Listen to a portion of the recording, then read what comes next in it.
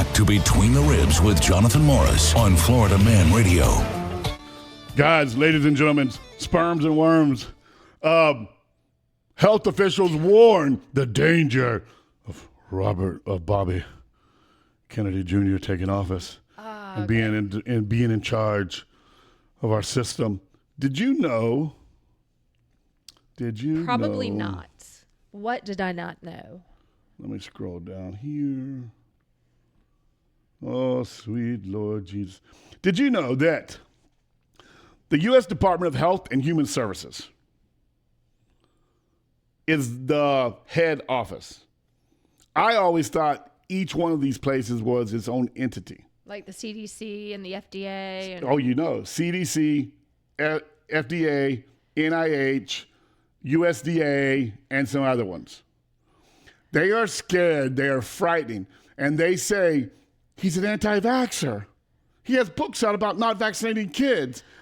We can't have a maniac in the White House. He's going to destroy American health. He's going to send us backwards 100 years. I will say, as somebody who does not vaccinate their kids, right, he is crazy. I mean, he's like, we're all going to die from mercury poisoning just because we've eaten fish in our life. He is beyond. He's the radical side of that. I get it. And I think him as a president could be dangerous. I do. But I think him, Robert Kennedy Jr., answering to Trump will say, oh, yeah, Trump's not going to let any of his crap go. Well, no. Trump said he's turning them loose. I'm turning them loose on the world for the health department, the FDA, and the USDA. He's still going to be over them. But Trump is not going to let him do something that bat crap crazy, that outlandish, right? Because you have all kind of industries. But the first thing those quacks on The View said. Sorry, you just lost me. What? You made me watch it. I've never watched The View before. Heather's like, I'm coming over. I was like, why are you here? It's an hour early. I'm like, aren't I supposed to be working? And I was like, we're not working yet. It's like an hour early. You're like, we're watching The View. I was like, I'm thinking, what? I didn't even know if you got The View, so I was trying to find it online. TV. I'm not a caveman. Yeah, but y'all got rid of cable, and I didn't know what y'all still had. Yeah, well, we have AT&T. We have AT&T, so we have channels, and then we had some button that gets an LG channel or something. So so anyways, we pulled up the View, and they're talking about Robert Kennedy and how dangerous he's so dangerous. And what's the redheaded type idiot? Joy Behar. The one that sits next to the Whoopi. Joy Behar. She yells out. She blatantly yells out, people are going to lose their teeth. He's not going to let us have fluoride anymore. She just screams out. She just yells that out. So I Googled it. Did you know that the FDA and the CDC back 30 years ago mandated that all public facilities, so City of Lake Mary, City of Fort Walton, Destin, my brain's dying. Oh, my gosh. The Foodie Act. Y'all know who y'all are. Every city, every place. Your public works department at the water treatment facility puts chloride and fluoride in your tap water. Yep. Okay? Now. It started in 1945 in Grand Rapids, Michigan. They became the first city to put fluoride in their tap water. So, yeah. Did I say 70 years ago? I don't know what you said. It's still like 20 or 30. I don't know. All right, I thought I said 70. But that was 1945. So about 79 years ago. If I said 30, I'm sorry, I meant 70. So it's actually 79 years. Hey, that's okay, because Joe Biden doesn't even... Quick math. Joe Biden doesn't even know how many years old we are. We're coming up on our celebration. We're like 240 and something, like 247, maybe 248. Yeah, do your math. We're like 250 years old, Joe. But anyways, that was hilarious, by the way, when he was guesstimating how old our country is, and he is the president. Anyways. He should have known that as quick as he knew his own age. That should have been that should have been on the teleprompter. Joe, we're turning 250. You know, that's a big deal. You know, like anniversaries. Oh. Hey, I'm married 49 years. All right, who cares? Yeah, this wasn't even like complicated math. Right. 1775, 2025. Okay. Right. Anyways, coming up on 250 years. Anyways, so 79 years ago, they mandated this to happen for the health of the people. Now, back then, fluoride toothpaste may not have been around. It may not have been affordable, right? And yes, you do need a certain amount of fluoride for your teeth, but you don't need it. You don't need an overdose of it. You don't need an overdose. You don't need it in your blood system. If your teeth need it, they can absorb it from the toothpaste. You don't need it circulating through your blood because enough fluoride is a neurotoxin. And my dentist tries to argue with me this all the time. But so, and also we don't need chloride in our water. There's a reason that bottled water companies are so rich, because the CDC damages the water source that God gave us. And now all of a sudden, here comes bottled water to save us, pure spring water. Well, why don't we just have pure water?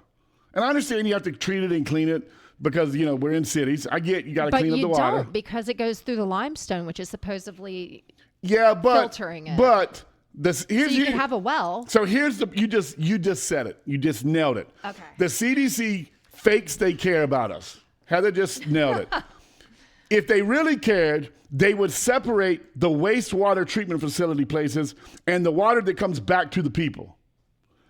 And they would use water out of the ground to make a direct tap to the people's houses and to the communities. But then they'd be left with all that extra water that came from the wastewater that they had to clean. Send it back out into the ground after you get away with the feces and stuff, and let the earth take care of it, and let the earth filter it and clean it, and let it go back down into the ground and then recirculate. But I wonder if it's more than they can do. Like, because there's a lot of people these days. Stop building houses. That's not going to stop people from having babies. I don't know the answer. All I'm saying is they label him as a crazy person. And yes, he has some far-sketched ideas. But in 1965, we had a 7% obesity rate in America. Now, the CDC says today we have a 40% obesity rate, but Bobby Jr. says third-party independent researchers said it's more like 70 to 71% obese. Obese, not beast. Well, they're beasts. Some bitches can't even put their clothes. The belly hangs out their clothes. All right, and the feet hang off the flip-flops. You know who I'm talking about. Fat feet? Their feet hang off their flip-flops. Fat feet. Fat feet. What? Fat feet, some bitches. All right. So he also says companies that profit off of FDA regulations, you're on the chopping block. If you look at America's food, he said actually one of the first things he's going after is fast food French fries. Because there's no way to get Americans to stop eating them. Because they're so good. But he's going to take what's the stuff embalming fluid? That chemical? Formaldehyde. Formaldehyde. He's going to ban formaldehyde in the use of French fries. First thing he's doing. We've been using formaldehyde in our French fries. We've talked about this before. Okay, but I forgot. Well, I'm reminding you. That is disgusting. That's why you can find a French fry in the backseat of your truck or car, and it's been there for 8 years. You're like, man, I ain't been at McDonald's in 8 months. That's all. I could eat that French fry. I could probably warm that up and eat it. Okay? You should try it. No, I'm not. I don't eat at McDonald's no more. I mean, I used to eat it on the road. But if you found a fry, I wouldn't could you try it for me? I just had my truck detailed. There's no fries in my truck. Oh, damn it. Yeah, but I'm sorry about that. What if I found one in my car? No, I'm not eating anything out of your car. You've had possums. You had roadkill possums in the back of your car. I'm never eating anything in your car. They were alive. All right, he's going after, Kennedy is spotlighting obesity, diabetes, kidney disease, autoimmune conditions, cancer, and drug addiction. Every one of these can be traced back to a regulation from the U.S. Food and Drug Administration system, right?